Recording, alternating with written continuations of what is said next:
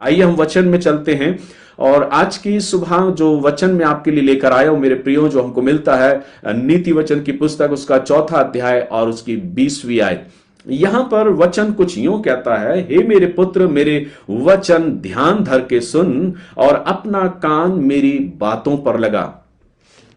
मेरे प्रियो, कई बार परमेश्वर जो है वो अपने वचन के द्वारा हमसे बहुत सारी बातों को बताना चाहता है।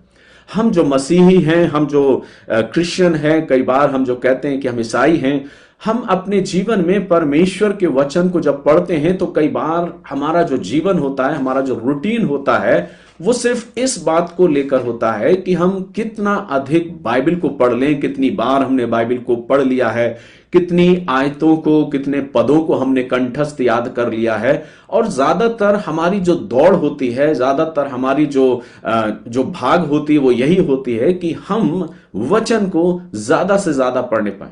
कई बार मैं इन बातों को देखता हूं कि हमारे मसीह समाज में हम सब मिलकर, जो हमारे क्रिश्चियन भाई बहन हैं, हम जो कलीसियाओं में अपनी प्रभु की आराधना के लिए जाते हैं, हम अपने जीवन में ज्यादातर ये विचार करते हैं कि मैं वचन को कितना पढ़ लूं, वचन की कितनी आयतों को मैं याद कर लूं, कितने आयतें मुझे कंठस्थ याद हो जाएं, मुंह जवानी मुझे याद हो जाएं। और हम जब सुबह उठते हैं तो हमारा एक रूटीन होता है, हमारा एक ऐसा रूटीन रहता है जिसमें हम अपनी चंद आयतों को, कुछ पदों को, कुछ परमेश्वर के वचन से कुछ किताबों को खोलकर हम उन्हें पढ़ने का प्रयास करते हैं और हम पढ़ते हैं। कई बार तो इतना भी हम देखते हैं कि हम ये सोच कर बैठे होते हैं, जब हम वचन को खोलते हैं तो हम ये कहते हैं, आज मुझे इस अध्याय के या इस किताब के, इस वचन के 4 चैप्टर या 5 चैप्टर या 5 अध्याय मुझको हर हाल में खत्म करना है।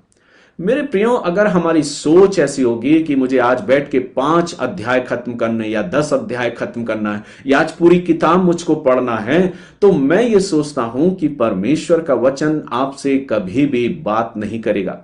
हम बड़े उतावले होते हैं, हम बड़े खुश होते हैं और बताने में भी कई बार हम पीछे नहीं हटते कि मैंने परमेश्वर के वचन को कितनी बार पढ़ लिया है।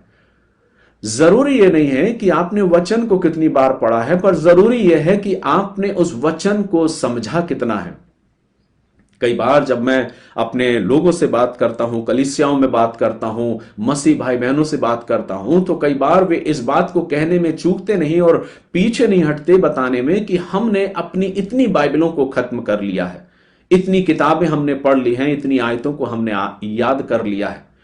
जरूरी नहीं कि आपने कितनी किताबों को पढ़ लिया हो, जरूरी नहीं कितनी बार आपने वचन को पढ़ लिया है, लेकिन जरूरी यह है कि क्या एक वचन, एक आयत, एक शब्द आपके जीवन में काम किया है या नहीं। तो जरूरी क्या है? जरूरी यह है मेरे प्रियो कि हम उन वचनों के अनुसार अपने जीवन को जीने का प्रयास करें। वो वचन मेरी जिंदगी में कितना काम कर रहा है, उस बात को देखने का प्रयास करें। कई बार लोगों से जब मेरी चर्चा होती है, कई ऐसे लोगों से मेरी मुलाकात हुई जो ज्यादातर शैतान और शैतान की डॉक्ट्रिन पर, शैतान के सिद्धांत पर बात करने पर ज्यादा उतावले होते हैं। वो शैतान के बारे में ज्यादा बात करते हैं, शैतान ऐसा है, शैतान वैसा है, शैतान के बारे में ये लिखा है, शैतान के बारे में वो लिखा है। इस प्रकार से अपने शब्दों को, अपने ज्ञान को शैतान के बारे में बताने का ज्यादा उतावले होते हैं और ज्यादा बताने का प्रयास करते हैं। मेरे प्रियो, जब से मैंने होश संभाला है और जब से मैंने अपनी मिनिस्ट्री को प्रारंभ किया है, मेरे प्रियो, मैं इस बात को कह सकता हूं कि 1999 से अभी तक 2023 में जब तक मैं अपनी सेवाओं को कर रहा हूं, परमेश्वर के वचन को मैंने हर जगह बांटा है। और मैं इस बात को बड़े विश्वास के साथ कह सकता हूं कि कलीसियाओं में कभी भी मैंने शैतान के ऊपर प्रचार नहीं किया। शैतान मेरे प्रचार का मुद्दा नहीं है। शैतान की डॉक्ट्रिन, शैतान का सिद्धांत, शैतान का जीवन, शैतान की बातें मेरा कोई सिद्धांत नहीं, और इसलिए मैं उस पर ज्यादा विचार या ज्यादा बातें नहीं करता। मेरा जो वचन होता है वो ये कि परमेश्वर और प्रभु यीशु मसीह और पवित्र आत्मा और उस उद्धार के बारे में मैं ज्यादातर लोगों से बात किया हूं। तमाम कलीसियाओं में जाकर प्रभु ने सेवकाई का अवसर दिया और उन सेवकाई के दौरान मैंने अपने जीवन में ज्यादातर परमेश्वर के वचन और परमेश्वर की बातों पर ज्यादा मैंने लोगों को वचन को सुनाया है, परमेश्वर की आत्मा में होके, और लोगों ने उन आशीषों को भी प्राप्त किया है। लेकिन देखने में ऐसा आता है कि कई बार बहुत से ऐसे लोग हैं जिन्हें सिर्फ शैतान के बारे में ज्यादा बात करना रुचिकर लगता है। और इसलिए मैं कहता हूं कि हमारे और आपके लिए शैतान कोई मुद्दा नहीं, उसका कोई वजूद नहीं, और मुझे और आपको उस पर चर्चा करने की, उस पर बात करने की जरूरत नहीं। कई बार हम अपने दैनिक रूटीन में जाने अनजाने में कई बार शैतान को अपनी जिंदगी में ले आते हैं और उसके बारे में चर्चा पे चर्चा हम किए जाते हैं। वो चर्चा के मुद्दे बहुत कुछ अलग हो सकते हैं। शैतान ने मेरे जीवन में ऐसा जिंदगी मेरी खराब कर दी, शैतान ने मेरे जीवन में ये लाके कर दिया, उसने मेरी जिंदगी में ऐसा लाके कर दिया, और ये वही है जो मेरी जिंदगी को खराब कर रहा है। इस प्रकार से हम कई बार उसको याद करते हैं, और इसलिए मैं आपसे बार बार इस बात को बोल रहा हूं कि मुझे उस के ऊपर विचार नहीं करना है, मुझे उसके बारे में बातें नहीं करना है, मुझे उसके बारे में सीखने की जरूरत नहीं है, मुझे उसके बारे में पता करने की जरूरत नहीं है। लेकिन जो बात है वो ये, मुझे जो बात पता करना है वो ये कि परमेश्वर का वचन मुझसे और आपसे क्या कहता है। और इसलिए जब मैं इस वचन को मनन कर रहा था तो मैंने इस बात को देखा कि परमेश्वर का वचन मुझसे और आपसे क्या कहता है। नीति वचन उसका 4 और 20वें पद में वचन कहता है, हे मेरे पुत्र। यहां पर एक पिता के मानिंद परमेश्वर अपने बच्चों से बात कर रहा है, परमेश्वर अपनी संतानों से बात कर रहा है, परमेश्वर अपने उन लोगों से बात कर रहा है जिसने मसीह यीशु में उन्हें अपनी संतान बनाया है, बेटे और बेटियां बनाया है। मेरे प्रियो, जब परमेश्वर अपने वचन में ऐसे बात करता है, हे मेरे पुत्र मेरे वचन ध्यान धर के सुन, यानी कि परमेश्वर की कुछ जिज्ञासा है, परमेश्वर का कुछ मन है कि हम परमेश्वर के वचन को ध्यान धर के सुने। कई बार होता है कलीसिया में हम बड़े उत्सुकता के साथ जब वर्शिप होती है, हम इतने एक्साइटेड हो जाते हैं, हम इतने उत्सुक हो जाते हैं, हम इतने आत्म विभोर हो जाते हैं कि हम जोर जोर से खुदा की इबादत करते हैं, जोर जोर से परमेश्वर की स्तुति करते हैं। हमारे अंदर ऐसा महसूस होता है कि आत्मा उतर आया है। लेकिन कई कलीसियाओं में मैंने इन बातों को देखा है कि जब कलीसिया में वर्शिप का टाइम आता है, पर प्रेजिंग का टाइम आता है, जवान लोग हर एक जन सामने आके आराधना में एकत्रित होते हैं और बड़ी आत्मा के साथ आराधना करते हैं। लेकिन जो ही परमेश्वर के वचन को बांटने की बात आती थी, बहुत से लोग कलीसिया से, भवन से बाहर चले जाते हैं, बाहर खड़े हो जाते हैं। आराधना करने के पश्चात, वर्शिप करने के पश्चात वे बाहर खड़े हो जाते थे। और कई बार मुझे अवसर मिला और मैं पीछे बोलने में कदापि नहीं हटा, और इसके कारण यह होता था कि कई बार मैं लोगों का पसंदीदा पासवान नहीं बना। बेशक मैं लोगों का पसंदीदा पासवान नहीं, लेकिन मैं ये हर समय उस कलीसिया में, उन कलीसियाओं में खड़े होकर ये कहता था, मुझे लोगों का पसंदीदा पासवान नहीं, पर मुझे परमेश्वर का पसंदीदा खादिम बनना है, सेवक बनना है। और तब कई बार मैं इन बातों को बोल देता था जब लोग कलीसिया से वर्शिप के बाद जब बाहर निकल जाते थे और बाहर खड़े होकर कलीसिया में धूप सेंकने का प्रयास करते हैं, बाहर खड़े होकर चर्चा करने का प्रयास करते हैं, तो ऐसे समय में मैं एक बात बोलता था कि कई बार ये वे लोग हैं जो अंजीर के पत्तों को लपेटे रहते हैं। आप में से बहुत से लोगों ने मेरे मुख से कई बार इस बात को सुना होगा। और एक बार एक कलीसिया में खड़े होकर मैंने यही कह दिया था कि वे लोग जो बाहर खड़े हैं, ये वे लोग हैं जो शायद अपने जीवन में अंजीर के पत्तों को लपेटे हैं। और वे इसलिए क्योंकि उसमें एक खुजलाहट होती है, उसमें एक अड़चन होती है, और तब वे अपने आप को बाहर कर लेते हैं। क्या आपका और मेरा जीवन भी ऐसा ही है? जब आप कलीसिया में जाते हैं, जब प्रेजिंग होती है तो बड़े आत्मिक विभोर हो जाते हैं, बहुत एक्साइटेड हो जाते हैं, बहुत आत्मा में भर जाते हैं और परमेश्वर की आत्मा में होकर गीतों को गाते हैं। और उसके बाद जो ही वचन प्रारंभ होता है, आप चर्च, कलीसिया और भवन के दरवाजे से बाहर खड़े हो जाते हैं। जाइए और देखिए कितने ऐसे लोग हैं और समझाने का प्रयास करिए कि जब वचन को बांटा जाता है, ये खुदा का कलाम है, खुदा का आत्मा है जो मुझसे और आपसे बात करता है। और वचन कहता है, हे मेरे पुत्र मेरे वचन ध्यान धर के सुन और अपना कान मेरी बातों की ओर लगा। क्या हम और आप जब कलीसिया में हैं तो क्या हम परमेश्वर के वचन को सुनने के लिए या परमेश्वर के वचन को सुनने का प्रयास करते हैं? क्या हमारे कान परमेश्वर के वचन की ओर लगे रहते हैं? अगर परमेश्वर के वचन की ओर हमारे कान लगे रहते हैं तो हम वास्तविक रीति से परमेश्वर की उन आशीषों को पाने वाले बन सकते हैं।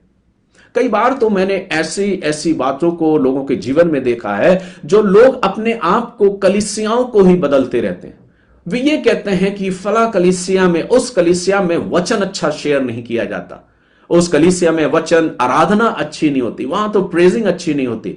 आप क्यों उस कलीसिया में जा रहे हैं? क्योंकि वहां पे तो प्रोफेसी की जाती है, भविष्यवाणी के शब्दों को कहा जाता है। इसलिए मैंने अपनी कलीसिया से रुख करके उस कलीसिया का रुख कर लिया है जहां पर भविष्यवाणी की जाती है। मेरे सिर पर हाथ रखकर पासवान दुआ करता है, इसलिए मैं उस कलीसिया का सदस्य बन गया। कुछ तो ये कहते हैं कि मैं उस कलीसिया का सदस्य इसलिए बन गया क्योंकि वहां पर चंगाई होती है, हीलिंग होती है। लोग चंगाई, पासवान चंगाई को देता है, हीलिंग के वर्ड बोलता है, हमारे ऊपर हाथ रखता है और हम चंगे हो जाते हैं। इसलिए हमने अपनी जो मदर कलीसिया है, हमारी जो मातृ कलीसिया, उसको छोड़कर हम दूसरी कलीसिया में चले गए क्योंकि वहां पर हीलिंग होती है, वहां पर प्रोफेसी होती है। कईयों को मैंने ये कहते हुए सुना है जो इस बात को बोलते हैं, वो बड़े उतावले होकर बड़े भावनात्मक रीति से इस बात को बोलते हैं कि हम उस कलीसिया में इसलिए जा रहे हैं कि वहां की वर्शिप बहुत स्ट्रांग होती है, वहां वर्शिप में बड़ा आनंद आता है। जब आराधना होती है, प्रेज एंड वर्शिप होती है, हमारा मन खुश हो जाता है, बड़ा मजा आता है। क्योंकि आराधना जो है, वर्शिप जो है, जो लीड करते हैं, वो वर्शिप लीडर जो है, जो गिटारिस्ट है, जो कीबोर्ड बजाने वाला है, जो खड़े जवान हैं, वो इतने आत्मा में भर के आराधना करते हैं कि वहां की वर्शिप मुझे पसंद है। इसलिए हम उस कलीसिया के सदस्य हो गए और उस कलीसिया में जाके परमेश्वर के वचनों को या उस आराधना में हम सम्मिलित होने लगे। कुछ को तो मैंने यहां तक कहते सुना है कि हमने उस कलीसिया में जाना इसलिए बंद कर दिया क्योंकि वहां के पासवान का वचन ही हमको समझ में नहीं आता। वो क्या बोलते हैं, कैसा वचन बोलते हैं, मुझे समझ में नहीं आता। इसलिए उस वचन को सीखने के लिए हम दूसरी कलीसिया में चले गए क्योंकि वहां का पासवान बहुत अच्छा वचन बोलता है। और इस प्रकार से हम अपने विचारों में आकर कलीसियाओं को बदलते रहते हैं। कुछ तो ऐसे हैं जो ये कहते हैं कि हम उस कलीसिया में इसलिए जा रहे हैं क्योंकि वहां पर संडे स्कूल बहुत अच्छा चलाया जाता है, इसलिए चले जाते हैं। क्योंकि वो ये कहते हैं कि वहां पर जो कलीसिया है वो हमारे बच्चों के लिए बहुत अच्छा एक माहौल है कि वे वहां पर संडे स्कूल, वहां पर लगता है संडे स्कूल की एक्टिविटी होती है, वहां पर पिकनिक हमको जाने को मिलता है, वहां पर बहुत सारी एक्टिविटी होती है, इसलिए हम उस कलीसिया के सदस्य बन गए। पर बहुत थोड़े से लोग हैं जो इस बात को बोलते हैं, मैं उस कलीसिया का अंग इसलिए बना हूं क्योंकि उस कलीसिया में आत्मा के साथ लोग जुड़े हैं। जो आने वाले लोग हैं वो आत्मा के साथ लोग जुड़े हैं। जो वहां के लोग जो आते हैं वो एक दूसरे से जुड़े, एक दूसरे के लिए प्रार्थना करने वाले हैं, एक दूसरे की चिंता करने वाले लोग हैं। और इस प्रकार से हम अपने जीवन को जीने का प्रयास करते हैं। आज जो बात मैं आपके बीच में रखने जा रहा हूं मेरे प्रियो, कि कई बार जो लोग इस प्रकार का जीवन जीते हैं या जिनका जीवन इस प्रकार का है, जो इस बातों को बोलते हैं कि मैं शिफ्ट इसलिए किया क्योंकि मेरे मन के मुताबिक कलीसिया नहीं थी, मेरे मन के मुताबिक वो कलीसिया मुझे नहीं मिली और अब मुझे मिली है, इसलिए मैं वहां पर जुड़ गया। ऐसे लोगों को कई बार मैं ये कहता हूं कि ऐसे लोग, ऐसे मसीही, वे उन बंजारों के समान हैं जो अपनी भेड़ बकरियों को लेके एक जगह से, एक शहर से दूसरे शहर में जाते हैं और वो ये देखते हैं कि जहां पर अच्छी घास उनको दिखी, उस घास में, उस मैदान में वो बैठ जाते हैं और जब तक घास हरी हरी मिलती है वे अपने आप को, अपनी भेड़ों को चराते हैं और उसके बाद जैसे ही घास खत्म हो जाती है वे शिफ्ट हो जाते हैं दूसरी जगह कि उन्हें फिर से हरी हरी घास मिले।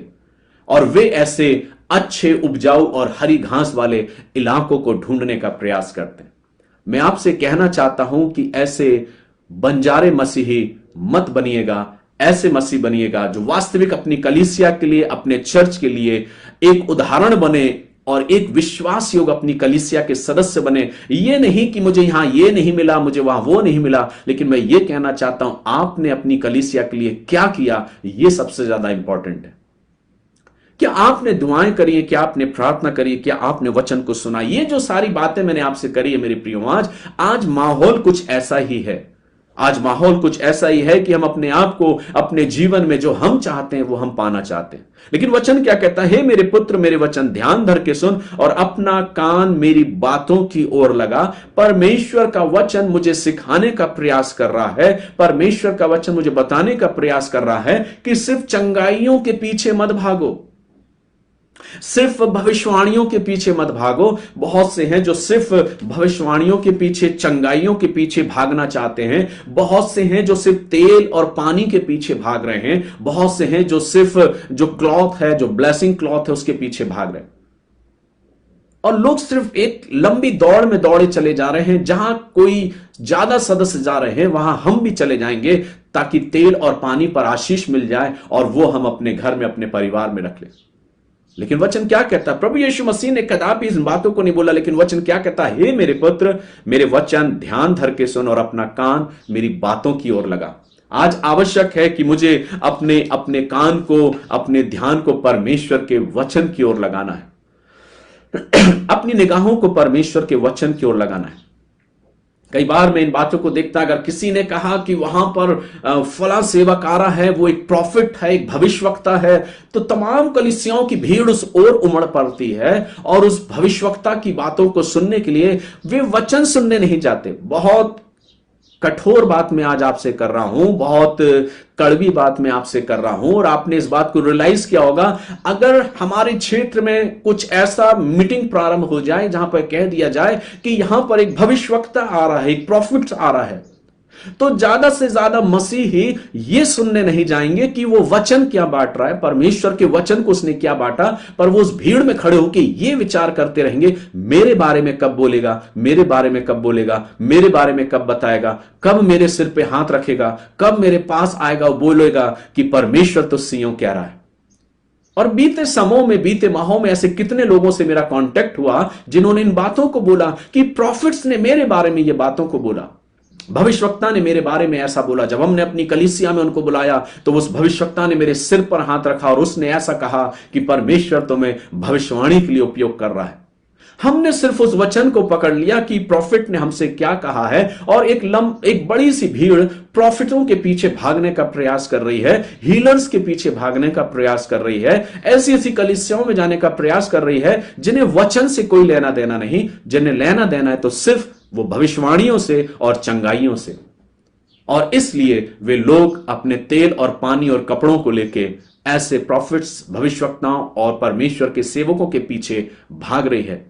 मैं उनके खिलाफ नहीं, लेकिन मैं उन विश्वासियों के खिलाफ इन बातों को बोल रहा हूं कि आपका विश्वास क्या है।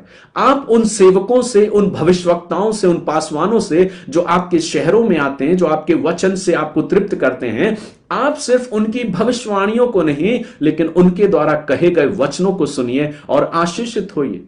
आप अगर कलीसिया में जा रहे हैं जहां पे हीलिंग होती है, अच्छी बात है, लेकिन हीलिंग से बढ़कर जो वचन उस सेवक ने बांटा है, क्या आपने उस वचन को सुना है? क्या आप उस वचन से आशीषित हुए हैं? कलीसिया में इसलिए मत जाइए कि आपके बच्चों को एक अच्छी संडे स्कूल की शिक्षा मिल रही है, संडे स्कूल बहुत अच्छा लग रहा है, इसलिए मत जाइए, लेकिन इसलिए जाइए कि क्या उस कलीसिया में जो वचन पासवान दे रहा है, क्या आपने उसे ध्यान धर के सुना है? अब मैं अपने मुख्य पॉइंट पर आता हूं। विचार करिए कि आप कहां पर खड़े हैं। कहीं ऐसा तो नहीं कि मैं और आप भी अपने जीवन को कुछ इसी प्रकार से जिंदगी को जी रहे हैं, भागे जा रहे हैं, दुनिया भी उन तमाम सारी बातों में भागे जा रहे हैं, अपने जीवन के बारे में पूछने के लिए, मेरे बारे में भविष्यवक्ता क्या कहेगा, मेरे बारे में आज पासवान क्या कहेगा, मेरे सिर पर आज पासवान हाथ रखेगा या नहीं, या मेरे बारे में बताएगा या नहीं। और हम अपने जीवन में इस प्रकार से दौड़े जा रहे हैं, इस प्रकार से भागे जा रहे हैं। कहते तो हैं हम जीवित हैं, लेकिन मृत से बढ़कर हम हैं। हमारा जीवन मृत्यु के समान है।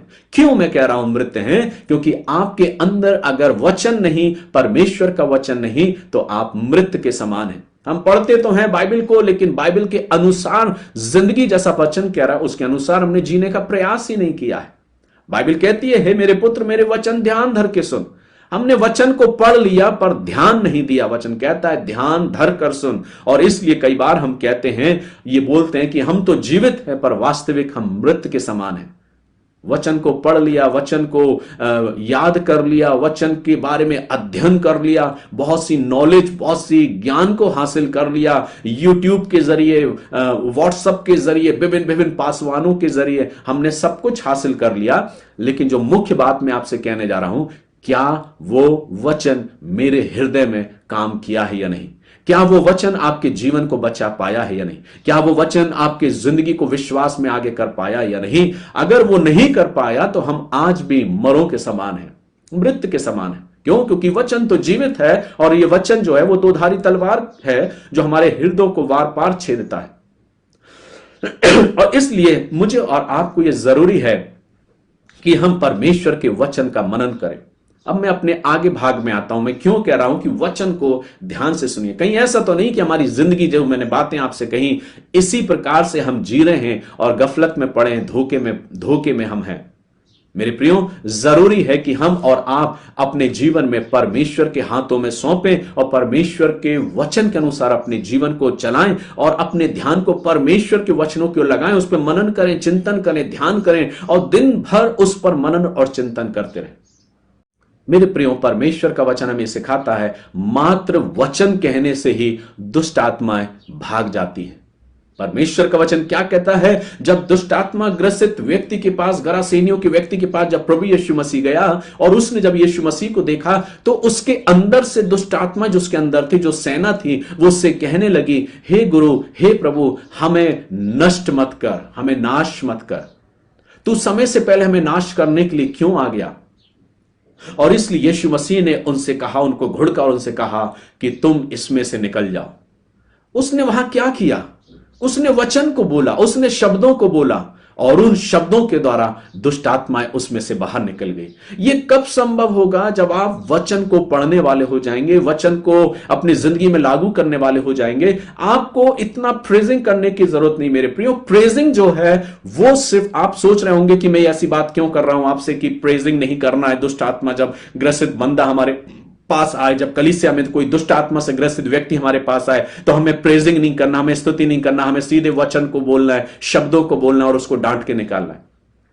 आप सोच रहे होंगे मैं प्रेजिंग के खिलाफ हो रहा हूं इस जगह। नहीं मेरे प्रियो, मेरे कहने का तात्पर्य जो है, जो मैं आपको बताने जा रहा हूं, वो ये कि शैतान के लिए हम प्रेजिंग नहीं, कि हम शैतान को निकालने के लिए हम प्रेजिंग करें। प्रेजिंग सिर्फ परमेश्वर की आराधना के लिए है और वो आराधना सिर्फ हमारे जीवते परमेश्वर के लिए है। इसलिए हमारी आराधना, हमारी स्तुति परमेश्वर के लिए है। शैतान की कोई औकात नहीं, उसे हम शब्दों से, अपने शब्दों मात्र कह के उसे हरा सकते हैं, उसको भगा सकते हैं। और वचन कहता है, कितनी बार यीशु मसीह ने ऐसे लोगों को चंगाई दी जिनके अंदर दुष्ट आत्माएं थी, जो दुष्ट आत्मा से पीड़ित थे। उसने उनको सिर्फ घुड़का, उसने उनकी तरफ देखा, उसने उनको छुआ और उसमें से वो दुष्ट आत्माएं निकल गईं। कितने ऐसे उदाहरण भरे पड़े हैं। तो हम क्यों कर शैतान को निकालने के लिए जोर जोर से प्रेजिंग करना प्रारंभ करें? बेहतर है एक सेवक ऐसे बने, एक पासवान ऐसे बने, एक अगुए ऐसे बने, एक लीडर ऐसे बने, एक विश्वासी ऐसे बने कि मैं मात्र वचन को कहूंगा और शैतान मेरे सामने से दूर भाग जाएगा। शैतान को हराने के लिए यीशु मसीह ने 40 दिन उपवास करने के बाद जब शैतान यीशु मसीह के पास आया और उसने कहा, क्या तुझे भूख लगी? जब यीशु मसीह को भूख लगी तो यीशु मसीह के पास शैतान आकर बोला कि तू इन पत्थरों से कह और ये रोटी बन जाएंगे। वहां यीशु मसीह ने क्या कहा? क्या यीशु मसीह ने अपने जीवन में इस बात को कहा कि मैं प्रेजिंग करूंगा और शैतान में तुझे स्तुति के द्वारा हरा दूंगा? नहीं मेरे प्रियो, वहां पर वचन कहता है, उसने कहा कि मनुष्य केवल रोटी से ही नहीं पर परमेश्वर के जीवित वचन के द्वारा जिंदा रहता है। वहां क्या किया? क्या उसने वचन को कहा या कुछ और किया? वहां पर वचन कहता, उसने वचन को किया। मैं और एक्सप्लेन करूंगा आपको इन बातों को, वचन के बारे, कि वचन क्यों इतना इंपॉर्टेंट है, वचन क्यों ध्यान से सुनना है, क्यों परमेश्वर के वचन की ओर ध्यान लगाना है। जब आप घर में बैठ के वचन पढ़ते हैं तो सिर्फ पढ़ने वाले मत बनिए, उसको अमल करने वाले बनिए, उस पर स्टडी करने वाले बनिए, उसको ध्यान दे के अपने जीवन में उतारने वाले बनिए और उसके अनुसार चलने का प्रयास करिए, ताकि हम उस वचन के अनुसार चलने वाले बने। मेरे प्रियो, परमेश्वर की आराधना में स्तुति, जो प्रेजिंग है, परमेश्वर की जो प्रशंसा करना है, प्रेज एंड वर्शिप जो है, वो सिर्फ और सिर्फ परमेश्वर के लिए है, ना कि शैतान को निकालने के लिए। मैंने क्या कहा? अगर आपका विश्वास स्ट्रांग होगा तो आपको शैतान को निकालने के लिए सी कॉर्ड गिटार की दबाने की जरूरत नहीं कि डी कॉर्ड हम दबाएं, सी कॉर्ड हम दबाएं, ई कॉर्ड हम दबाएं। ये गिटार मेजर और माइनर दबाने की जरूरत नहीं। आप सिर्फ कथन कहोगे, शब्द कहोगे और आप उससे कहोगे, हे शैतान, मैं तुझसे कहता हूं ये इसके अंदर से निकल जा, और वो शैतान उसके अंदर से निकलेगा। क्यों? क्योंकि वचन आपके अंदर है और वो वचन से शैतान कांपता है। क्या आपने उस वचन को अपने अंदर इतना महत्व बना के रखा है, इतना अपने हृदय में उस वचन को आपने तैयार किया है कि वो वचन आपके जीवन में कारगर सिद्ध हो सके? और इसलिए आज मैं आपको इन वचनों के बारे में, इस वचन के बारे में बताने का प्रयास कर रहा हूं कि आप ध्यान धर के परमेश्वर के वचनों को सुने, उन वचनों को बोलें, और वो वचन जो है वो लोगों के जीवन में एक छुटकारा देगा, उनकी जिंदगी को छुटकारा देगा, और वे अपने जीवन में उन तमाम सारी चीजों पर अधिकार रखेंगे जिस अधिकार को प्रभु ने हमें और आपको दिया है। देखिए वचन क्या कहता है, लूका रचित सुसमाचार उसका 10वां अध्याय और 19वीं आयत। लूका रचित सुसमाचार उसका 10वां अध्याय और उसकी 19वीं आयत में परमेश्वर का वचन क्या कहता है। 10 अध्याय की 19वीं आयत में जब हम वचन पढ़ते हैं तो वचन यहां कहता है, देखो मैंने तुम्हें सांपों और बिच्छुओं को रौंदने का और शत्रु की सारी सामर्थ पर अधिकार दिया है, और किसी वस्तु से तुम्हें कुछ हानि ना होगी। किसी वस्तु से तुम्हें कुछ हानि ना होगी। क्या कहता है, देखो मैंने तुम्हें सांपों और बिच्छुओं को रौंदने का और शत्रु की सारी सामर्थ पर अधिकार दिया। शत्रु कौन है? हमारा शैतान है, और उस शैतान की शक्तियों को रौंदने का अधिकार मसीह यीशु ने मुझको और आपको दिया है। आपने कितना यूज किया है? हम तो भाग रहे हैं प्रॉफिट्स के पीछे कि प्रॉफिट मेरे बारे में क्या बोल दे, प्रॉफिट मेरे विषय में क्या कह दे, हीलर जो चंगाई देने वाला पासवान है वो मेरे सिर पे हाथ रख दे, वो दुआ करे और मैं चंगाई को पालूं। कई बार लोग भागते हैं ऐसे लोग, ऐसी ऐसी जगहों के पास, ऐसे ऐसे लोगों के पास कि हम तो वहां इसलिए जाते हैं क्योंकि हमको हीलिंग मिलती है, हमको चंगाई मिलती है। मेरे प्रियो, चंगाइयों के पीछे, भविष्यवाणियों के पीछे और तमाम अपने उन चीजों के पीछे मत भागिए, लेकिन भाग्य तो उस वचन के पीछे जो वचन मुझे और आपको अधिकार देता है, मुझे और आपको सामर्थ्य देता है। आप कैसे मसीही बनना चाहते हैं, आप परमेश्वर की कलीसिया की कैसे अंग बनना चाहते हैं, आज मैं आपसे इस बात को करने जा रहा हूं। मेरे प्रियो, जो वचन है, जो वचन की सामर्थ्य, आज मैं उस पर आपसे चर्चा कर रहा हूं। परमेश्वर की आवाज को सुनिए। हम परमेश्वर की आवाज नहीं, हम लोगों की आवाज को ज्यादा सुनना पसंद करते हैं। हम दूसरों की आवाज को सुनना ज्यादा पसंद करते हैं। आज आप कैसे मसीह बनना चाहते हैं? आज मैं आपको इस बात को, इस प्रश्न को देना चाहता हूं। क्या आप सिर्फ ऐसे मसीह बनना चाहते हो कि ऐसी कलीसिया के अंग बने हुए हैं कि वहां पर सिर्फ और सिर्फ आपके तमाम सारे संस्कार हो जाएं, तमाम सारे सैक्रामेंट हो जाएं? आधे से ज्यादा तो इस चिंता में रहते हैं और वो ऐसी कलीसियाओं को ढूंढते हैं कि उन्हें मरने पर कोई तकलीफ ना हो, मरने पर उनका संस्कार, अंतिम संस्कार अच्छे से हो जाए। लोग इस शंका में हो जाते हैं, हम उस कलीसिया में जाएंगे कि हमारे परिवार में अगर कोई किसी भी प्रकार का अगर बैप्टिज्म है, कंफर्मेशन है, अगर कोई संस्कार है, शादी है, ब्याह है, तो उसमें दिक्कत नहीं आए, और इसलिए वो ऐसी कलीसियाओं को ढूंढते हैं। ऐसे ढूंढने वाले, ऐसी कलीसियाओं में जुड़ने वाले सिर्फ मसीही मत बनिए मेरे प्रियो। कलीसियाओं में इसलिए जुड़िए कि वचन से आप तृप्त हो सको, वचन से आप आशीषित हो सको। आज कितने मसीह हैं सिर्फ इसलिए कलीसियाओं में जुड़े हैं क्योंकि उन्होंने उस कलीसिया को एक क्लब के समान समझ रखा है और एक क्लब की एक मेंबरशिप जैसे ली है, उस प्रकार से अपने जीवन को जी रहे हैं। जैसे क्लब में एक मेंबरशिप दी जाती है, वैसे ही चर्च में भी एक मेंबरशिप देके उस कलीसिया के सदस्य इसलिए बने हैं कि उनके बच्चों की शादी, ब्याह और आने वाले संस्कारों में उन्हें कहीं कोई रोड़ा बीच में ना आए, कोई तकलीफ बीच में ना आए। मेरे प्रियो, सारे अधिकार, जो अधिकार हैं, जो सेवाएं हैं, उस अधिकार को मैंने अपने जीवन में लिया है और अपनी कलीसिया के लिए और आने वाले हर एक उन सदस्यों के लिए मैंने अपने आप को समर्पित किया है। मेरे प्रियो, इसलिए मैं आपसे कह रहा हूं कि परमेश्वर ने मुझे और आपको वो अधिकार दिया है तमाम सारी बीमारियों पर जयवंत होने के लिए। भागिए मत ऐसी जगह कि आप प्रभु के सेवक के पास गए और कह रहे हैं, आप हमारे लिए प्रार्थना करो कि प्रभु हमें चंगाई दे दे। प्रभु तो चंगाई आपको खुद देना चाहता है। वचन कहता, मैंने तुम्हें अपनी सामर्थ से परिपूर्ण किया है, पर तुमने यूज ही करना नहीं चाहा।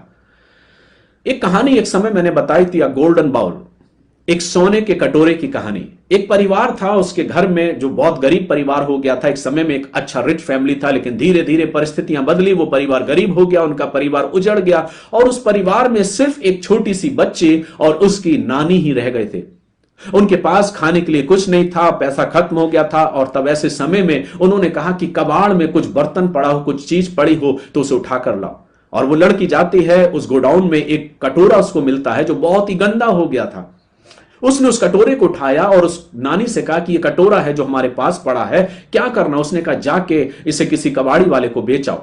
थोड़ी देर में कबाड़ी वाला उनके घर के सामने से निकला और उसने कहा, जो कबाड़ है वो बेच दो, मैं खरीदने के लिए तैयार हूं। उन्होंने उसकी आवाज को सुना, वो लड़की गई, उस कटोरे को उसके हाथ में दिया और कहा, भैया इस कटोरे की कीमत क्या होगी। उसने उस कटोरे को लिया, उसे तौला और उसने उस कटोरे की कीमत का आकलन करके उसको बता दिया कि इसकी कीमत इतनी है। लेकिन उसने फिर से उस कटोरे को ध्यान से देखा और उसने उस कटोरे को हाथ में लिया और उसे पोंछा और साफ किया बहुत अच्छे से, और तब उसने कहा कि मैं इस कटोरे की कीमत नहीं दे सकता।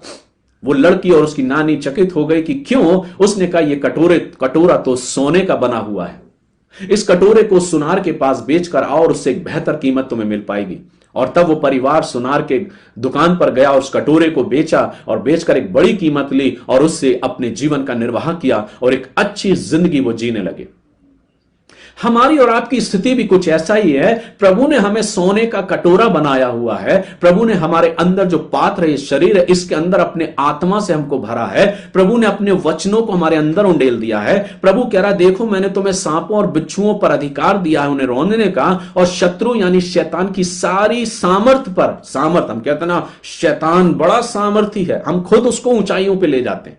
कई बार हम अपने घरों में, अपने परिवारों में इन बातों को करते हैं, अरे शैतान बड़ा प्रभावशाली है, शैतान ने मेरी जिंदगी में ऐसा कर दिया, शैतान ने उथल पुथल कर दिया। आप उसकी प्रेजिंग कर रहे हो उसके नाम को लेके। मैं कहता हूं हमारे घर में शैतान का जिक्र होना ही नहीं चाहिए। हमारे शब्दों से, हमारे मुंह से शैतान का नाम निकलना ही नहीं चाहिए। हम धिक्कारें उसको। और वचन कहता है, वचन बताता है, देखो मैंने तुम्हें शैतान की सारी सामर्थ पर अधिकार दिया है, और वो अधिकार मुझको और आपको मिला है। देखिए आगे वचन कहता है वो अधिकार कैसे उपयोग किया परमेश्वर के लोगों ने, और एक सामान्य से सामान्य व्यक्तियों ने जब वचन उनके अंदर आया तो उन्होंने कैसे इस्तेमाल किया। हम तो कलीसियाओं में जाने के बावजूद, प्रेजिंग में खड़े होने के बावजूद, तमाम जिंदगी अपनी उम्र काट देने के बावजूद, तमाम संस्कारों को कर लेने के बावजूद, हमारा बपतिस्मा भी हो गया, छिड़काव का भी बपतिस्मा हो गया, डूब का बपतिस्मा भी हो गया, मन नहीं भरा तो हमने कंफर्मेशन भी ले लिया, दृढ़ीकरण संस्कार भी करा लिया, अच्छे अच्छे सफेद कपड़े पहने के पुलपिट के सामने खड़े होके हमारा कंफर्मेशन हो गया, फिर हम कलीसिया के सदस्य बन गए, हमने मेंबरशिप दे दी। लेकिन कलीसिया में जाने के बाद, इन सारे संस्कार को करने के बाद, क्या मेरे अंदर वो चीज लागू हो पाई कि मैं शैतान को धिक्कारने वाला बन पाया? क्यों? क्योंकि सब संस्कार तो आपने कर लिए, लेकिन वचन आपके हृदय में कहीं नहीं था। वचन आपके हृदय में कहीं नहीं है। और इसलिए परमेश्वर का वचन कहता है, मेरे अंदर प्रभु ने वो सामर्थ्य दी है कि मैंने तुम्हें अधिकार दिया। अगर ये शब्द मेरे और आपके जीवन में पैदा हो जाए कि उसने कहा कि मैंने तुम्हें अधिकार दिया है, और तब वो कोई बात नहीं जो मुझे समझ नहीं आएगी, क्योंकि मैं प्रार्थना करूंगा और प्रार्थना के द्वारा वो मुझे सामर्थ्य बनाएगा और मैं उन तमाम सारी बाधाओं को चीरता हुआ आगे बढ़ता चला जाऊंगा। वचन कहता है, यीशु मसीह, कई बार जब मैं डिवोशन करता हूं और डिवोशन करने के बाद मैं कई बार इस बात को बोलता हूं कि मुझे नहीं मालूम कि मैं बाइबल कितनी बार पढ़ चुका, पर मैं कई बार कई किताबों को, कई सुसमाचारों को बार बार पढ़ता हूं। मैं ये नहीं कहता कि मुझे कितनी आयतें आती हैं, मैं सोचता हूं कि आपसे ज्यादा भी आयतें मुझे ना आती हो, आपको बहुत बेहतर आयतें याद हो, बहुत कुछ आपको आता हो। मैं उसकी तुलना नहीं कर रहा। मैं ये कहता हूं कि कई बार मैं एक ही आयतों को कई दिनों तक मनन करता रहता हूं। परमेश्वर के वचन को हो सकता है मैं बैठ के कई बार नहीं पढ़ता लोगों को दिखाने के लिए, लेकिन मैं कई बार इस बात को कहता हूं कि वो आयतें, वो वचन मेरे 24 घंटे मेरे दिलो दिमाग में चलती हैं, और उसको मैं ऊर्जा लेता हूं, उससे वो एनर्जी मैं कई बार लेता हूं। वचन कहता है, परमेश्वर का वचन आग के समान है। हम आग के पास जब बैठते हैं तो हम अपने आप को तापने का प्रयास करते हैं कि हमारी बॉडी गर्म रह सके, हम अपने आप को गर्म कर सके। अगर हम वचन में बने रहेंगे तो वो वचन हमारे अंदर एक आग को पैदा करेगा, और वो आग हमारे जीवन में एक ऊर्जा को लेकर आएगा। वचन प्रभावशाली है। मैं कई बार बोल रहा हूं आपसे बार बार कि वचन को पढ़ना और वचन को अपने हृदय में स्वीकार करना सीखें और वचन के अनुसार काम करना सीखें। बाइबल क्या कहती है? जब परमेश्वर ने अदन को बनाया, जब परमेश्वर ने इस सारे संसार की उत्पत्ति करी, तो वचन कहता है, बाइबल कहती है, और तब परमेश्वर ने देखा और कहा कि उजाला हो, और उजाला हो गया। वहां क्या कहा? वचन कहता है प्रभु ने अपने मुख से वचन को कहा, उसने कहा उजाला हो, और लाइट हो गई, उजाला हो गया। उसने कहा समुद्र जो है, पानी जल जो है वो 2 भाग हो जाए, और वो 2 भाग हो गया। उसने कहा पेड़ पौधे लग जाए, सब फल वाले बीज वाले पौधे उग जाएं पृथ्वी पर, और सब पौधे उग गए। उसने कहा हर प्रकार के भांति भांति, चाहे वो समुद्र के हो, चाहे वो पृथ्वी के हो, चाहे वो आकाश में उड़ने वाले हो, सब प्रकार के भांति भांति जीव जंतु बन जाएं, और सब बन गए। क्या सीखा इस चीज से? कितनी बार हम इस आयत को पढ़ चुके होंगे। परमेश्वर ने वचन कहा और सब कुछ हो गया। 6 दिन परमेश्वर ने सारी सृष्टि को बनाया और फिर विश्राम किया। वचन कहता है परमेश्वर ने कहा और हो गया। यही चीज मुझे आज सीखना है। मैं कहूंगा और परमेश्वर करेगा। हम भागते हैं लोगों के पीछे, ऐसी ऐसी जगहों पे भागते हैं कि लोग मेरे बारे में बोले, लोग मेरे बारे में कहें, लोग मेरे बारे में बोले कि मैं ठीक हो पाऊंगा या नहीं। लेकिन वचन कहता है परमेश्वर ने तो तुम्हें सामर्थ्य दी है, परमेश्वर ने तुम्हारे अंदर वो सामर्थ्य को डाला है कि तुम बोलो और हो जाएगा। मेरे प्रियो, यीशु मसीह का जो प्रार्थना करने का तरीका वो बहुत अद्भुत था। हमारी प्रार्थनाएं बहुत डिफरेंट होती हैं। हमारी प्रार्थनाओं में सिर्फ मांगना और मांगना और सिर्फ मांगना होता है। हमारी प्रार्थनाओं में सिर्फ हम और हमारा परिवार होता है। हमारी प्रार्थनाओं में सिर्फ और सिर्फ हमारी जरूरतें होती हैं। लेकिन यीशु मसीह की प्रार्थनाओं से बीते दिनों में मैंने बहुत कुछ सीखा है। यीशु मसीह जब प्रार्थना करने जाता था तो एक कम्युनिकेशन होता था परमेश्वर का और पिता का, परमेश्वर पिता और यीशु मसीह का, और वो अपने पिता से बातें करता था। प्रार्थना का अर्थ है पिता से बातें करना, जैसे हम अपने परिवार में अपने माता पिता से बातें करते हैं।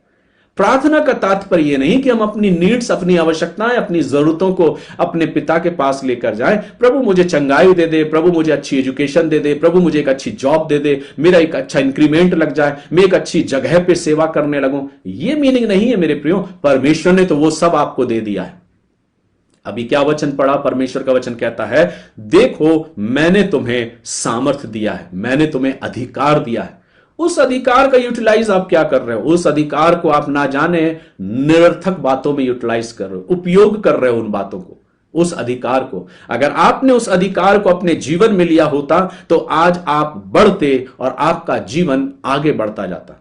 मरकुस रचित सुसमाचार उसके 4थे अध्याय में इस प्रकार से कहा है कि वचन को अपने अंदर बढ़ने दो, वचन में बढ़ते जाओ, जड़ पकड़ते जाओ। क्या ये वचन मेरे अंदर जड़ पकड़ रहा है या नहीं?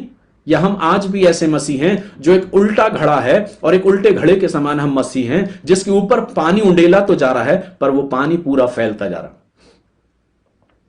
हम समुद्र में पड़े हुए उस पत्थर के समान हो गए जो जिंदगी भर से उस समुद्र में पड़ा तो है पर उसके अंदर तोड़ने पर पानी उसके अंदर नजर नहीं आता है। आवश्यक है कि वचन से हम अपने आप को भर ले। मेरे प्रियो, आज मैं आपको प्रोत्साहित कर रहा हूं, आज मैं आपको परमेश्वर के वचन से भरना चाहता हूं कि आप परमेश्वर के वचन की अहमियत को जानिए। सिर्फ नॉलेज हासिल करने वाले मत बनिए कि आपके घर में कितनी लाइब्रेरी है, कितने डिफरेंट प्रकार की बाइबल आपके घर में, कितने वॉल्यूम आपके पास हैं, कितनी बाइबलों को आपने पढ़ लिया। सिर्फ इतना ही मत करिए, लेकिन उस वचन को अपने अंदर लागू करिए, उस वचन को बोलना सीखिए, क्लेम करना सीखिए और बोलना सीखिए, और देखिए परमेश्वर आपको कैसे आशीष देता है। अभी मैं अपने अगले भाग में आ रहा हूं और आगे आपको बताऊंगा ये वचन कितना पावरफुल होता है मेरे और आपके लिए। कई बार हम जब बात करते हैं कि प्रभु से मैंने उद्धार को पा लिया, प्रभु ने मुझे उद्धार दे दिया, तो उद्धार का मीनिंग कई बार हम ये समझते हैं कि उद्धार का तात्पर्य यह है कि हम स्वर्ग के वारिस बन गए, हम स्वर्ग में पहुंच गए। नहीं मेरे प्रियो, हमारे जीवन में वो तो परमेश्वर ने हमें किया ही है, हमें अपने राज्य में शामिल किया है। उद्धार का मतलब यह कि अब से मैं अपने जीवन को उस विश्वास के साथ जीऊंगा, मेरे अंदर शंका नहीं होगी, मेरे अंदर डर नहीं होगा, मेरे अंदर खौफ नहीं होगा। वचन कहता है कि शैतान ही है जो डर और खौफ हमारे अंदर पैदा करता है। हमें तमाम सारी चीजों की चिंताएं रहती हैं, तमाम प्रकार के खौफ हमारी जिंदगी में रहते हैं, लेकिन वचन कहता है कि परमेश्वर ने हमें डर का नहीं पर सामर्थ का आत्मा दिया है। उस सामर्थ के साथ बोलिए, क्लेम करिए सामर्थ के साथ। लेकिन जब हम कई बार क्लेम करते हैं तो हम कहते हैं हमको तो मालूम ही था कि ऐसा कुछ होएगा ही नहीं। कई बार मैंने लोगों को देखा है कि प्रार्थना करवाने के लिए आते थे, पास्टर साहब प्रेयर करो, उनके लिए प्रेयर करी और प्रेयर करने के बाद बोला कुछ अंतर हुआ, कुछ समय के बाद नेक्स्ट वीक हाँ थोड़ा सा अंतर हुआ पर पूरा नहीं हुआ है। क्यों? क्योंकि उनका विश्वास नहीं है, उन्होंने विश्वास नहीं किया और विश्वास के अनुसार स्वीकार नहीं किया, और ऐसे मसीही हम बनते जा रहे हैं। लेकिन ऐसे बहुत से हैं जिनको बोला और उन्होंने विश्वास किया और उन्होंने अपने जीवन में उस आशीष और उस चंगाई को पाया।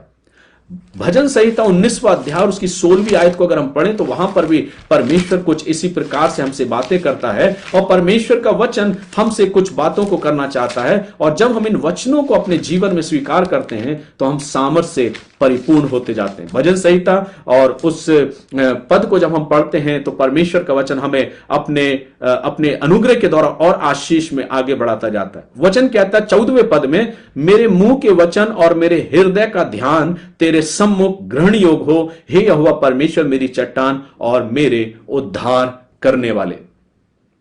मेरे प्रियो, जो वचन हम अपने मुख में ले रहे हैं, जो वचन हमारे हृदय में भरता है, जो वचन हम स्वीकार करते हैं, उस वचन को एक्टिवेट होने दो अपने हृदय में, उस वचन को अपने हृदय में काम करने दो। अगर वो वचन काम नहीं करेगा, आप उस वचन को रख लोगे और उसको सही प्रकार से काम नहीं करने दोगे, तो शायद वो किसी प्रकार से काम नहीं कर सकेगा। दूसरे शब्दों में अगर कहा जाए कि अगर आपने बहुत अच्छी कार को आपने खरीद लिया, बहुत अच्छी गाड़ी को आपने खरीद लिया और आपने लोगों को दिखाया कि मैं बहुत अच्छी ब्रांड कार एक लेकर आया हूं, अच्छी कॉस्ट उसकी, अच्छी महंगी गाड़ी है, और उसको लेकर आप अपने गैरेज में खड़ा कर दें और उस पर कवर कर दें, कपड़ा चढ़ा दें और उसे ढक कर रख दें और कहें नहीं ये खराब नहीं होना चाहिए, ये ढकी हुई ऐसी ही रहेगी, तो एक समय आएगा उसमें जंग लग जाएगी, उसका इंजन खराब हो जाएगा और वो चलने के लायक भी नहीं होगी।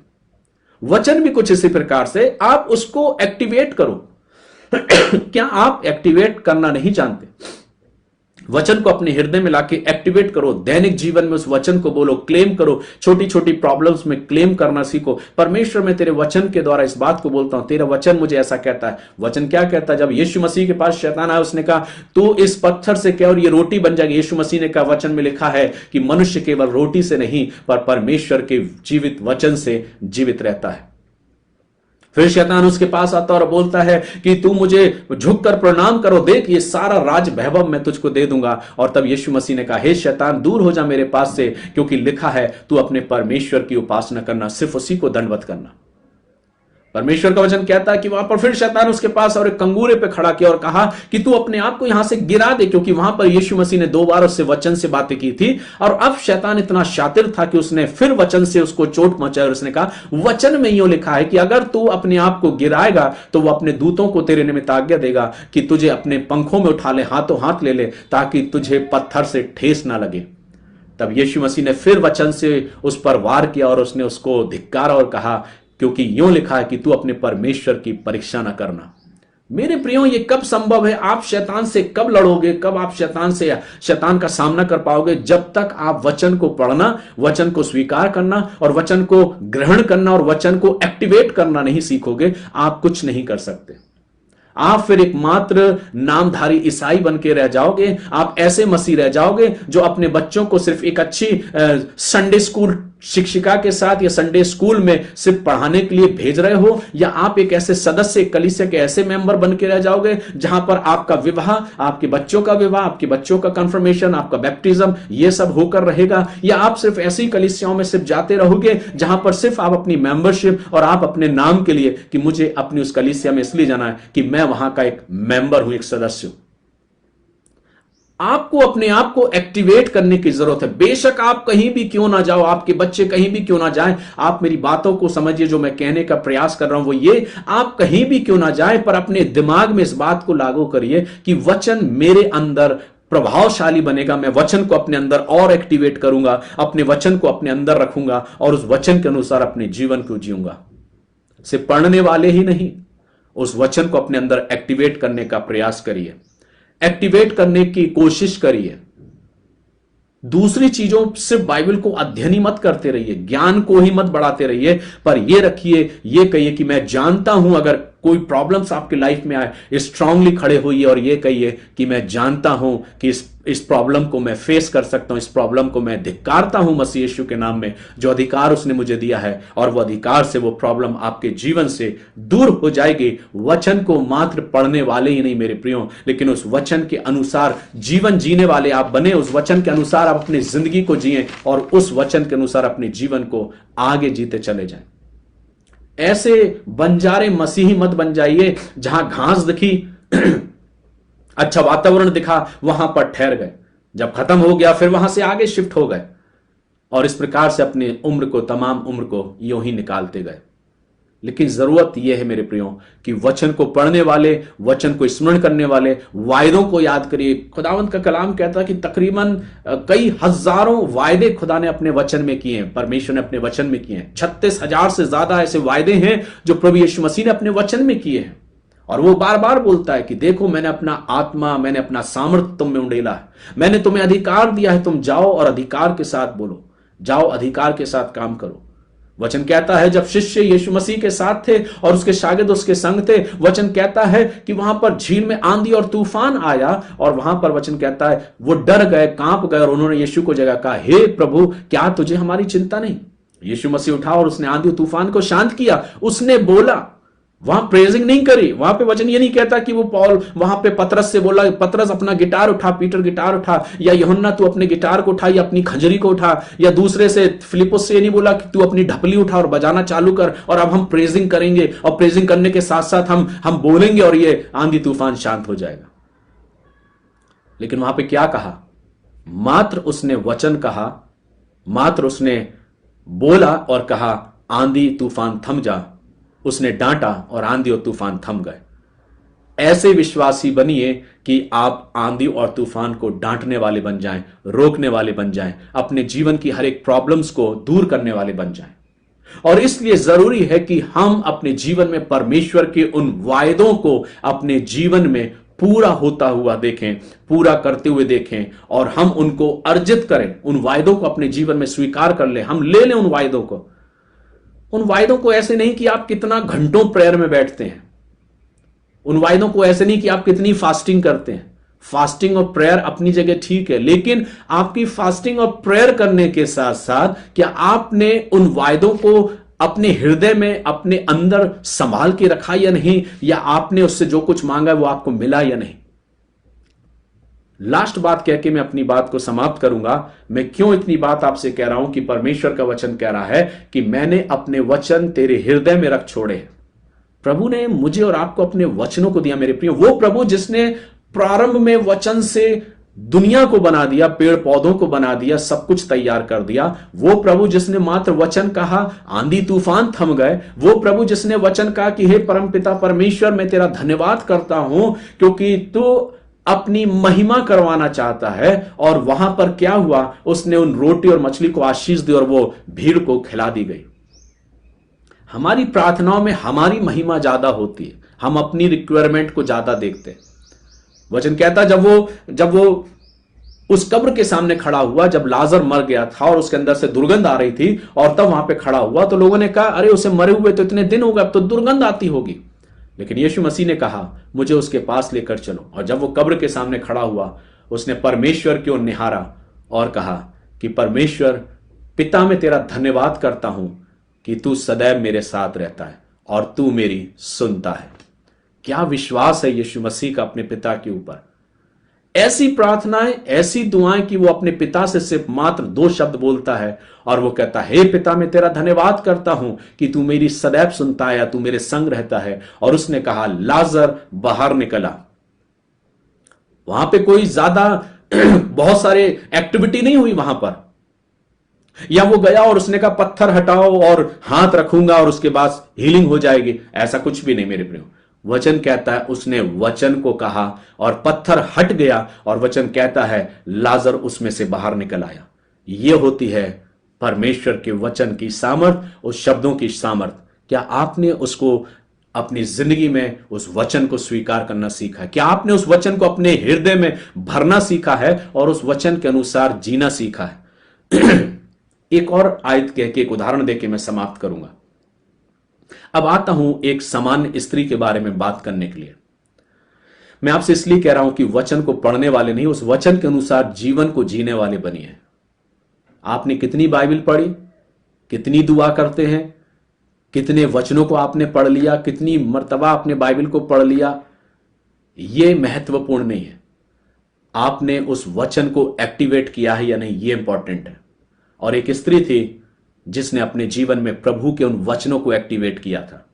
एक स्त्री थी जो कभी ना कभी यीशु मसीह के वचनों को सुना करती थी और वो हर एक उन कथनों को सुना करती थी जो यीशु मसीह कहा करता था, और वो भीड़ में शामिल हुआ करती थी। लोग उसे नहीं जानते थे, लोग उसे नहीं पहचानते थे, लेकिन वो यीशु मसीह के संग संग उस भीड़ में रहा करती थी। जब यीशु मसीह बोलता है कि तुम विश्वास करो, तुम्हारे विश्वास के अनुसार तुम्हारे जीवन में हो जाएगा, जब वो विश्वास की बातें करता है, जब वो मांगने के विषय में कहता मांगो तो तुम्हें दिया जाएगा, ढूंढो तो तुम पाओगे, खटखटाओ तो तुम्हारे लिए खोला जाएगा, क्योंकि जो कोई मांगता है उसे मिलता है, जो ढूंढता है वो पाता है, जो खटखटाता है उसके लिए खोला जाएगा। ऐसे कथन जब यीशु मसीह अपने लोगों से बात करता था, एक स्त्री थी जो इन वचनों को सुनती थी और सुनकर ग्रहण करती रहती थी, अपने हृदय में रखती रहती थी, और उसने अपने जीवन में उन वचनों को सुना, और वचनों को सुनने के बाद उसने एक्टिवेट किया एक दिन अपने जीवन में उस वचन को। आज सीखिए इस औरत से अपने जीवन में। आप कहां हैं? आपका मात्र बपतिस्मा अगर हो गया तो यह काफी नहीं, आपका कंफर्मेशन हो गया तो खुश मत होइए कि कंफर्मेशन के बाद घर में हम प्रोग्राम कर लेंगे, अपने मित्रों अपने सहयोगियों को बुला लेंगे, एक बड़ा भोज कर देंगे, क्योंकि आज हमारे बच्चे का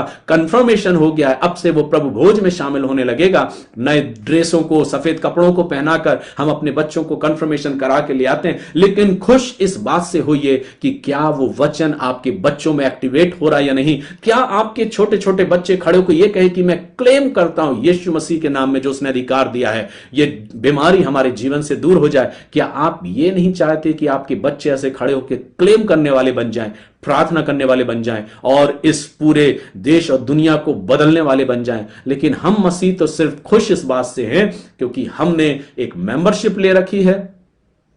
हमारे बच्चे अच्छे संडे स्कूल में जा रहे हैं, अच्छी यूथ मीटिंग में जा रहे हैं, अच्छी कॉन्फ्रेंस में जा रहे हैं, एक अच्छी कलीसिया के हम सदस्य हैं, एक अच्छी कलीसिया के हम संभागी सदस्य बने हैं, हम कमेटी के मेंबर हैं, हम कमेटी के सदस्य, हमें पद दे दी गई, हमें गरिमा दे दी गई, इसलिए हम बहुत खुश हैं। और फिर बात आती है कि आप हमारे लिए दुआ करें, क्या मिला आपको? लेकिन आज उस औरत के बारे में मैं आपसे जिक्र करूंगा। काश इस औरत के समान हमारा और आपका जीवन हो जाए, जिसने कहीं ना कहीं यीशु मसीह के वचनों को सुना और सुनती रही और उन वचनों को अपने अंदर ग्रहण करती और इतना एक्टिवेट कर लिया उसने उन वचनों को अपने अंदर कि एक समय ऐसा आया कि उसने कहा कि अगर मैं उसके आंचल को छू लूंगी तो मैं चंगी हो जाऊंगी। वचन कहता है कि उसको 12 वर्ष से लहू बहने का रोग था, और मरकुस 11वां अध्याय इस बात का जिक्र करता है। मरकुस रचित सुसमाचार और उसके 11वें अध्याय की 24वीं आयत को अगर आप पढ़ोगे तो वचन वहां क्या कहता है? परमेश्वर का वचन वहां पर इस प्रकार से बताता है, इस प्रकार से कहता है कि कैसे उसने अपने जीवन में उन तमाम सारी आशीष को, उन तमाम सारी बातों को उसने स्वीकार कर लिया, उन बातों को उसने बोल दिया कि उसने इस बात को देख लिया कि अगर मैं उसके पास जाऊंगी और उससे मांगूंगी, और अपने जीवन में उसने कहा कि मैं अगर उसके आंचल को छू लूंगी तो मैं चंगी हो जाऊंगी। और तब वचन कहता है कि वो उस चंगाई को अपने जीवन में उसने प्राप्त किया। आज हम और आप कहां हैं मेरे प्रियो? आज आवश्यकता है मुझे और आपको अपने जीवन में इस बात को ध्यान देने की। वचन क्या कहता है मरकुस 11 और 24वें पद में? इसलिए मैं तुमसे कहता हूं कि जो कुछ तुम प्रार्थना करके मांगोगे। जब भी यीशु मसीह ने वचन में इस बात को कहा, मैं तुमसे सच सच कहता हूं, या मैं तुमसे कहता हूं इसलिए मैं तुमसे इस बात को कहता हूं, यानी कि वहां एक अधिकार की बात है। वचन यह कहता है मरकुस 11:24 जो पद मैंने आपसे कहा, इसलिए मैं तुमसे कहता हूं कि जो कुछ तुम प्रार्थना करके मांगो तो प्रतीति कर लो कि तुम्हें मिल गया और तुम्हारे लिए हो जाएगा।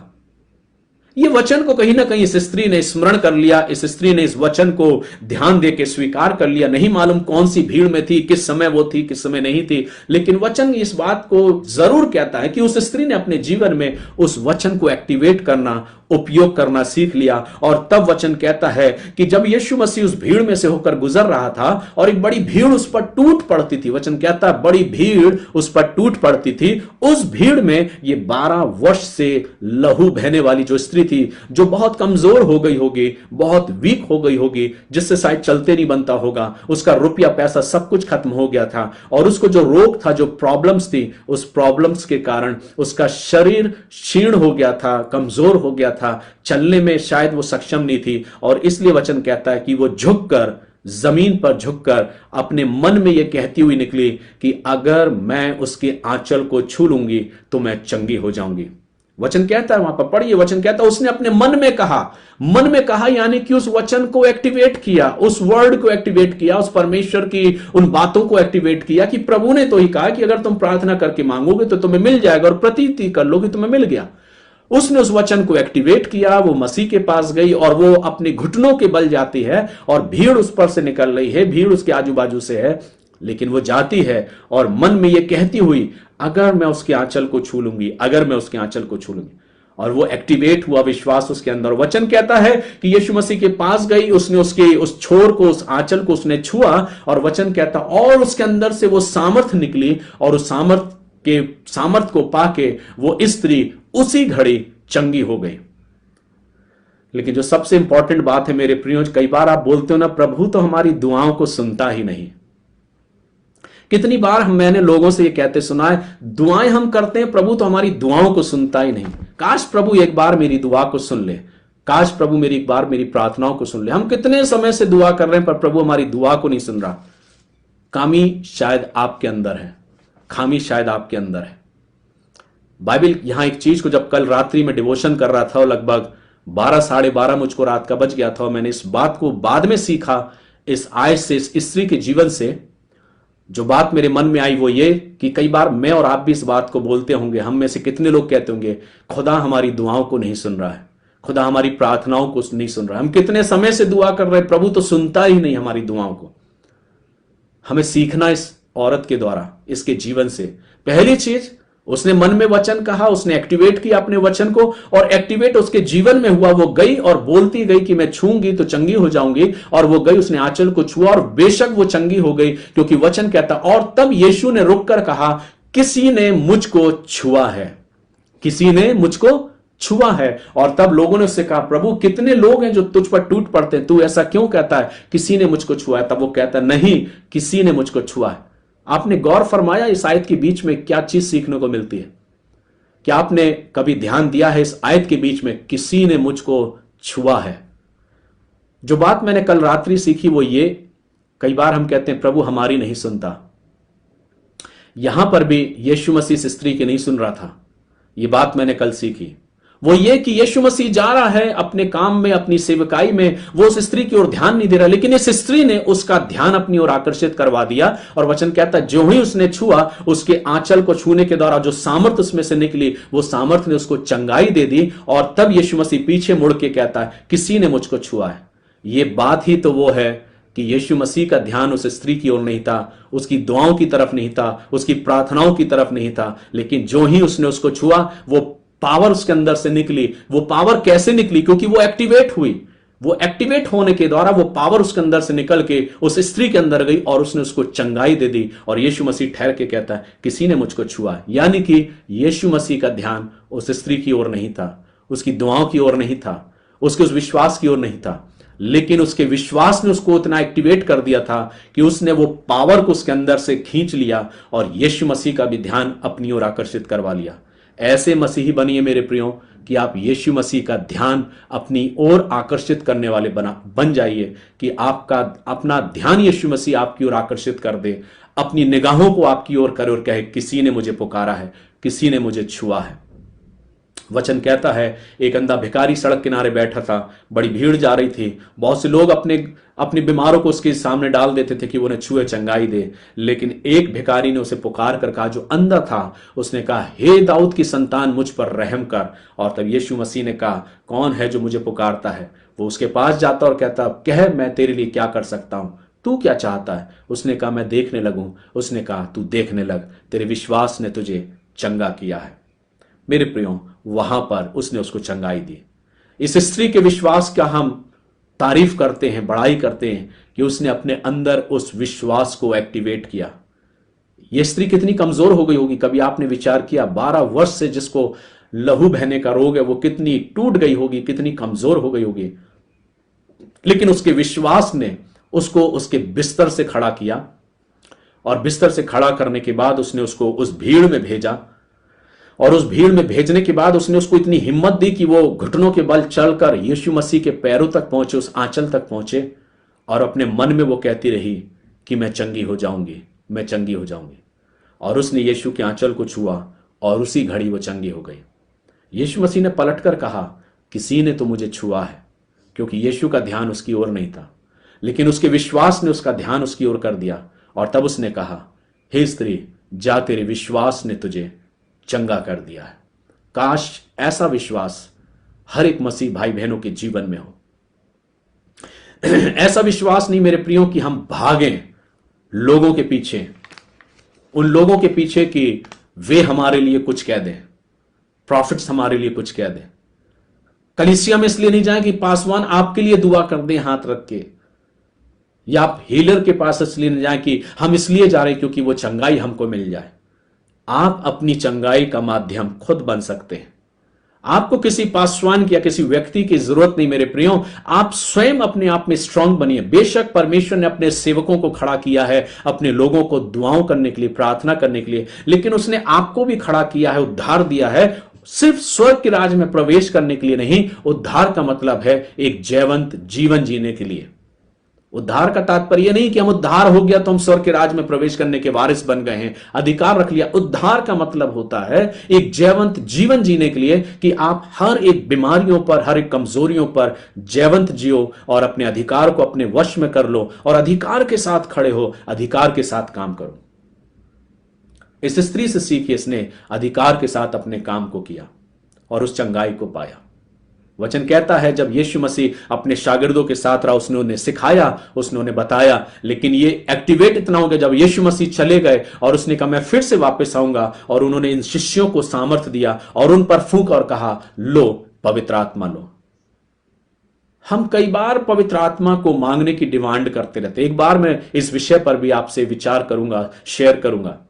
परमेश्वर ने तो हमें पवित्र आत्मा पहले ही दे दिया, हम बार बार परमेश्वर की उस आत्मा को मांगते रहते हैं। हे प्रभु हमें अपने आत्मा से भर दे, हमें अपने आत्मा से भर दे। आप पहले ही पवित्र आत्मा से भरे जा चुके हो। अब जरूरी है कि उसको एक्टिवेट किया है या नहीं किया है। चाबी को जब तक गाड़ी में नहीं लगाएंगे और इग्निशन ऑन नहीं करेंगे तो आपका व्हीकल, आपका गाड़ी स्टार्ट नहीं होगा। जब तक आप अपने बटन को ऑन नहीं करेंगे तब तक आपकी लाइट ऑन नहीं होगी। अपने इग्निशन को ऑन करना सीखिए, चाबी को घुमाना सीखिए, तभी तो ये बॉडी जो इंजन के समान है ये एक्टिवेट होगी और काम करना प्रारंभ करेगी। अपने आप को एक्टिवेट करिए, अपने आप को तैयार करिए। वचन कहता है वे शिष्य जो पहले डर जाते थे, भयभीत हो जाते थे और कहते थे प्रभु हम इस दुष्ट आत्मा को क्यों नहीं निकाल पाए, इस बीमारी को हम दूर क्यों नहीं कर पाए, और तब वो कहता है तुम्हारे हठीले अविश्वास के कारण। लेकिन एक समय आएगा जब तुम अधिकार रखोगे। और तब वचन कहता है कि जब दो शिष्य पतरस और यूहन्ना जब सुंदर फाटक के पास आराधना के लिए जा रहे थे, एक भिखारी वहां पर बैठा हुआ था, एक लंगड़ा भिखारी, और वो कुछ मांगने के उद्देश्य से उनकी ओर हाथ फैलाता है और वो उससे कहते हैं कि मेरे पास, पतरस और यूहन्ना कहते हैं हमारे पास ना तो सोना है और ना चांदी है, लेकिन जो कुछ हमारे पास है उस नाम से हम तुझसे कहते हैं उठ और चल फिर। और तब वचन कहता है उसी घड़ी वो चंगाई को पाया और उछलता कूदता हुआ परमेश्वर की आराधना करने लगा। कैसे संभव हुआ? जब पतरस और यूहन्ना ने अपने आप को उस वचनों से एक्टिवेट कर लिया। वो एक्टिवेट हो गए और जिसको छुआ वो चंगाई को पाए। आज के वचन के द्वारा खुदा आपको इतनी आशीष दे, इतनी बरकत दे कि आप एक्टिवेट हो जाएं। ये ना सोचें, ये मन में विचार ना करें आज कितना घंटा सरमन हो गया, कितना 1.5 घंटे का मैसेज हो गया, ये ना सोचें, ये विचार ना करें कितना लंबा सरमन आज हो गया।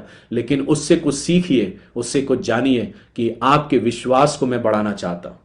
उस स्त्री के समान बनिए जिसने कहा मैं चंगी हो जाऊंगी अगर मैं छूंगी।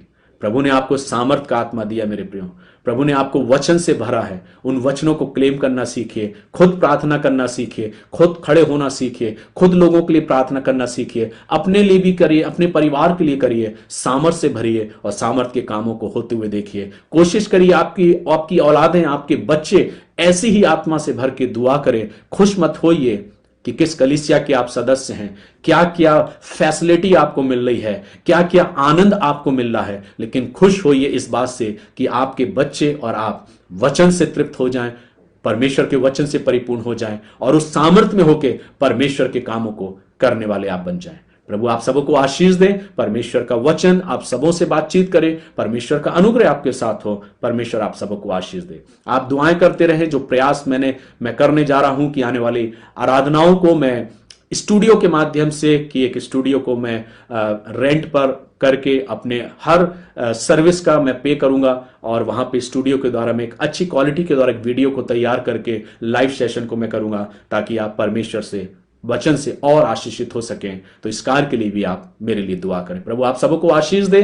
आइए हम अगले सप्ताह फिर मुलाकात करेंगे एक नए विचार के साथ परमेश्वर के वचन से। तब तक परमेश्वर की आशीष आप सबों के साथ हो। और इस बात को मत भूलिए, अपने आप को एक्टिवेट करना मत भूलिए, और आज जो वचन सीखा उससे अपने आप को एक्टिवेट करिए। जीवन की जुड़ी हुई तमाम सारी बातों के लिए दुआएं करिए। परमेश्वर आपको सुनेगा, आपकी दुआओं को सुनेगा, और ऐसे बनिए उस स्त्री के समान कि वो आपकी तरफ फिरे, आपकी तरफ अपने चेहरे को करे और कहे, किसी ने मुझे पुकारा है, किसी ने मुझे छुआ है। प्रभु आप सबको आशीष दे। आइए हम अपने सिरों को झुकाएं, प्रार्थना करें। परमेश्वर का धन्यवाद दें आज के सुंदर वक्त के लिए जो उसने हम सबों को दिया है। प्यारे खुदावंद, एक बार फिर से बड़ी शुक्रगुजारी के साथ हम तेरे कदमों के पास आते हैं। धन्यवाद देते हैं प्रभु कि आपने हमें यह अवसर दिया कि हम आपके वचन से तृप्त हो सके। प्रभु हम सिर्फ एक नाम मात्र मसीह कहलाने वाले ना हो जाएं। प्रभु हम सिर्फ नाम मात्र कलीसिया के सदस्य बनने वाले ना हो जाएं। प्रभु हम ऐसे सदस्य ना बन जाएं जिसमें सिर्फ हम इस बात से खुश हो जाएं कि हमारे बच्चे, हमारे परिवार के बच्चे सिर्फ अच्छे अच्छे एक्टिविटीज में पार्ट कर रहे हैं, रोल अदा कर रहे हैं, और इस बात से हम सिर्फ खुश ना हो जाएं। हम सिर्फ इस बात से खुश ना हो कि हमारी कलीसिया में कितनी एक्टिविटी होती है, कितनी हीलिंग होती है, कितनी प्रोफेसी के वर्ड कहे जाते हैं, इस बात से खुश ना हो जाएं। पर हम इस बात से खुश हो प्रभु कि हम तेरे वचनों को अपने हर हृदय में, अपने अंदर और अधिकाई से बसने दें, और सिर्फ उसको अंदर रखने वाले नहीं पर उसको एक्टिवेट करने वाले हों। पिता परमेश्वर होने दे उन वचनों से आपने जो हमें भरा है, हमारे अंदर एक क्रियाशील काम होने पाए। हम अपने अंदर उस वचनों को एक्टिवेट करें और दैनिक जीवन में उसको उपयोग करने वाले हो सकें, उसको इस्तेमाल करें अपने कथनों के द्वारा, अपने वचनों के द्वारा। जैसे हमारे उद्धारकर्ता यीशु मसीह ने अपने वचनों के द्वारा बहुत सी बातों को हमारे जीवन के सामने दर्शाया, हम भी प्रभु अपने जीवन में उन वचनों को इस्तेमाल करें, उस सामर्थ्य को इस्तेमाल करें जो अधिकार आपने हमें दिया है। हम में से हर एक को आशीष दे प्रभु, और जिन्होंने तेरे वचन को बड़े विश्वास के साथ, आनंद के साथ स्वीकार किया है, प्रभु आप उनके जीवन में अपने अद्भुत कामों को करें। जो बच्चे इस वचन को सुन रहे हैं, जो बच्चों ने इस वचन को स्वीकार किया, प्रभु उन छोटे छोटे बच्चों पर आपकी आशीष मांगता हूं, जवानों पर आपकी आशीष मांगता हूं, परिवारों पर आशीष मांगता हूं, हमारे प्रिय भाई बहनों पर आशीष मांगता हूं प्रभु, जो दूर दराज से आज इस लाइव सेशन को सुन रहे हैं प्रभु, जो बाद में इस वचन को सुनते हैं प्रभु, आप उनसे भी बातचीत करें। प्रत्येक पर आपकी आशीष हो। प्रत्येक को आपके हाथों में देते हुए दुआ को बड़े विश्वास के साथ मेरे उद्धार का त्राण करता और फिर से जल्द आने वाले यीशु नासरी के नाम से इस दुआ को मांगते हैं। सुनिए और ग्रहण कीजिए, आमीन। हम सब प्रभु की प्रार्थना एक साथ करें। हे हमारे पिता, आप जो स्वर्ग में हैं, आपका नाम पवित्र माना जाए, आपका राज आवे, आपकी इच्छा स्वर्ग में पूरी होती है वैसे इस पृथ्वी पर भी पूरी हो। हमारी दिन में रोटी आज आप हमको दें, और जिस तरह हमने अपने अपराधों को क्षमा किया वैसे आप भी हमारे अपराधों को क्षमा करें। हमें परीक्षा में न लाएं परंतु बुराई से बचाएं, क्योंकि राज, पराक्रम और महिमा सदा आपकी है, आमीन।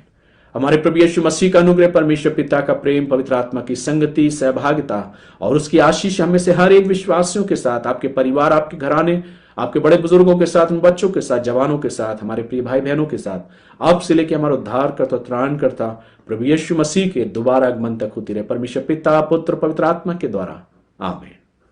आप सबों को जय मसीह की। God bless you.